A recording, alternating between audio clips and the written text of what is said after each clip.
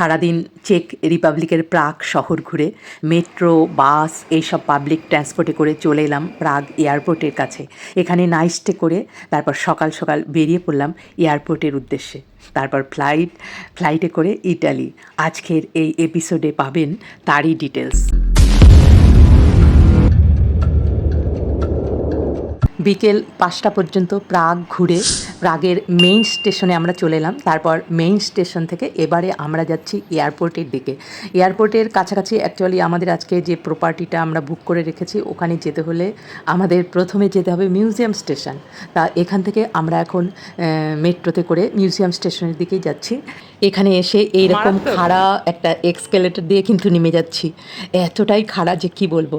এই যে এখন প্ল্যাটফর্মে এসে পৌঁছালাম, এখানের থেকেই কিন্তু আমাদের ট্রেন ছাড়বে।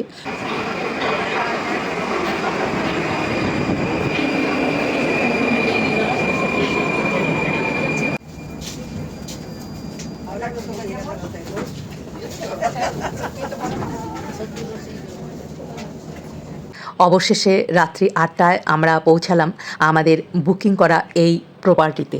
এই প্রপার্টির নাম হচ্ছে পেনজিয়ন ভি মাস্তালি। বুকিং.com থেকেই আমরা বুক করেছি। এখানে চেক ইন টাইম 8টা অবধি ছিল, মানে আমরা বেশ টেনশনে পড়ে গেছিলাম একটু। যাই হোক পৌঁছে গেছি। তা এখানে এখন যেহেতু 8টা বাজে, সবাই রেস্টুরেন্টে বসে ডিনার করছে। আমাদের ইন্ডিয়াতে যেরকম চাবি দিয়ে রুম খুলে দেওয়া হয় তারপরে আমরা ঢুকি, এখানে কিন্তু ওরকম কোনো সিস্টেম নেই। আমরা নিজেরাই চাবি নিয়ে আমাদেরকে ডিরেকশন দিয়ে দেওয়া হয়েছে, সেইভাবেই কিন্তু আমরা লক খুলে আমাদের রুমে এসে ঢুকলাম। এই হচ্ছে আমাদের রুম। আমরা 3 জন, কিন্তু এই রুমে রয়েছে 4টা বেড। ভীষণ পরিষ্কার পরিচ্ছন্ন একটা রুম। জানালা দিয়ে বাইরেটা খুব সুন্দর দেখা যাচ্ছে। সব মিলিয়ে রুমটা কিন্তু বেশ ভালো।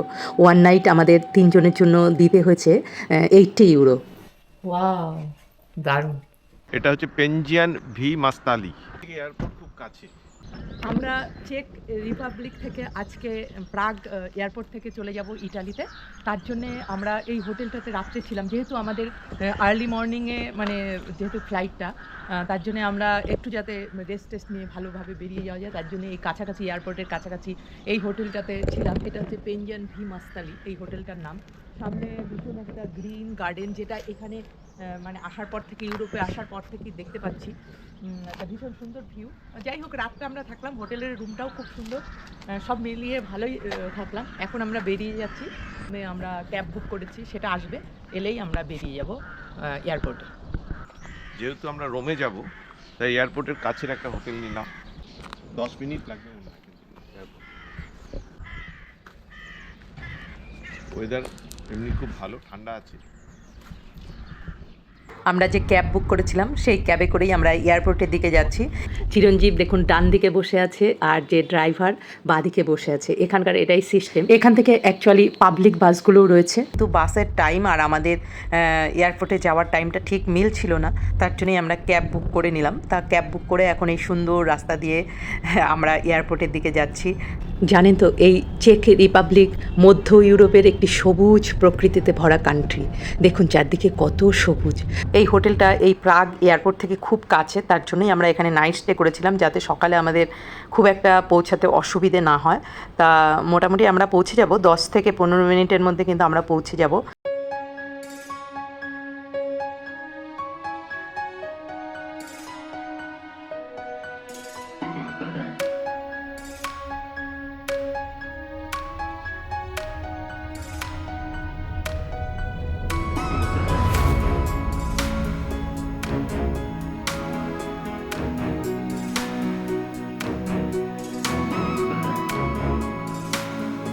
কথা বলতে বলতেই 15 মিনিটের মধ্যে আমরা পৌঁছে গেলাম প্রাগ এয়ারপোর্ট। ক্যাব রেন্ট আমাদের লেগেছে এই 12-13 ইউরোর মতো।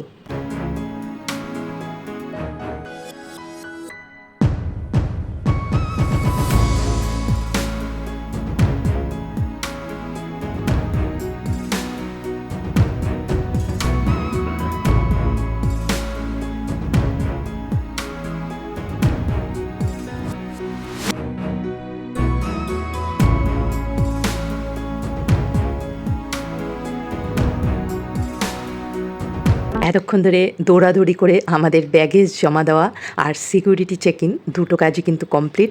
হাতে বেশ খানিকটা সময় রয়েছে, তাই আমরা আমাদের ব্রেকফাস্টটা সেরে নিচ্ছি। একটু রিল্যাক্সড এখন আমরা। প্রাগ এয়ারপোর্টে এসে বসে আছি অনেকক্ষণ, তা এখন একটু পরেই আমরা ফ্লাইটে উঠবো। আমাদের মোটামুটি টাইম হয়ে গেছে, তা সব কিছু বোর্ডিং পাস টাস নিয়ে রেডি হয়ে আছি। এখন জাস্ট বোর্ডিং হবে।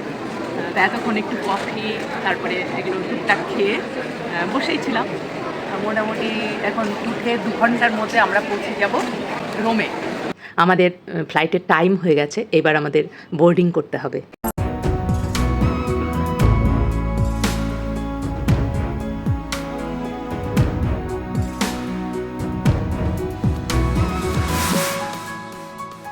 সব সিস্টেমেটিক প্রাগ এয়ারপোর্ট। ইউরোপের এয়ারপোর্টগুলোতে এত সিস্টেমেটিক সব অ্যারেঞ্জমেন্ট যে কোথাও কোনো রকম অসুবিধা নেই, কিন্তু শুধু একটু জানতে হবে।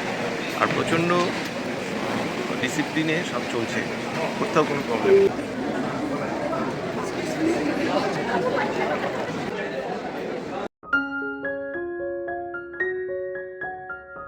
ফ্লাইটে উঠে গেছি, এখনই হয়তো ছেড়ে দেবে। এই ফ্লাইটে করে আজ আমরা প্রাগ থেকে রোমে পৌঁছাবো। আবার একটা নতুন ইউরোপিয়ান কান্ট্রি দেখব, মানে ইটালিতে পৌঁছাবো। এটাই আমাদের প্রথমবার ইটালি দর্শন হবে, তাই একটু এক্সাইটেড। সেই রোম শহর দেখব।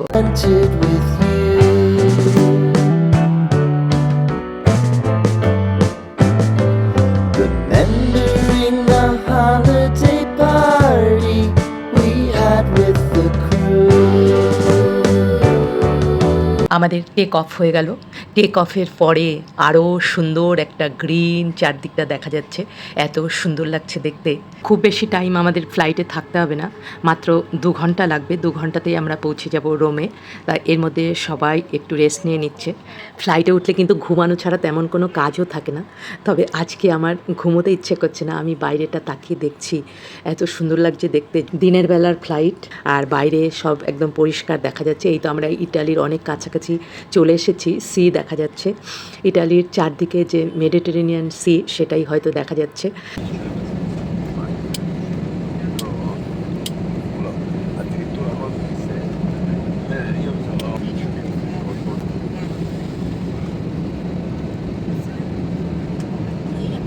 আমরা রোমে পৌঁছে গেছি, এখন আমাদের নামবার পালা।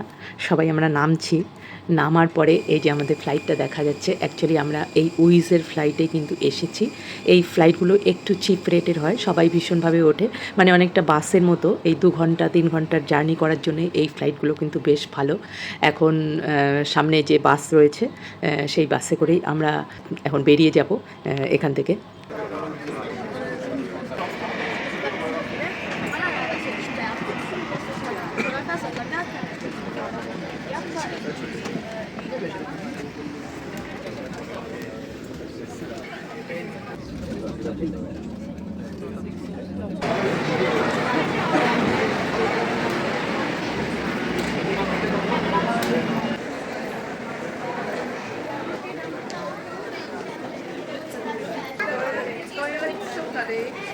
বিভিন্ন বেল্টগুলো শুরু হয়ে গেল। আমাদের ফ্লাইট নাম্বার দেখে সেই বেল্ট থেকে আমাদের লাগেজটাকে কালেক্ট করতে হবে।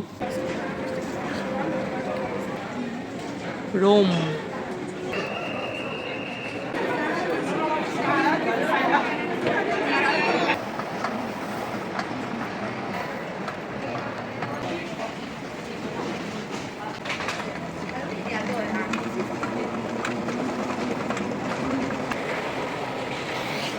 এই এয়ারপোর্ট থেকে রোম সিটি অনেকটাই দূরে, তা এখন আমরা এই ট্রেনে চেপেই কিন্তু আমরা রোম সিটিতে পৌঁছাবো।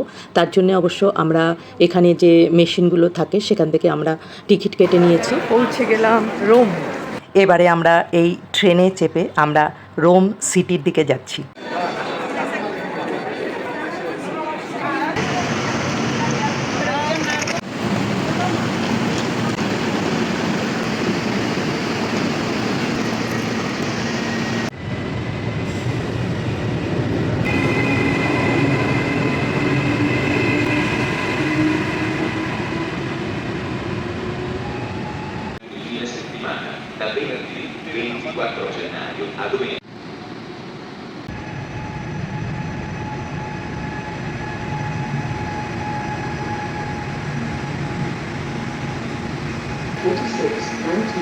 আমরা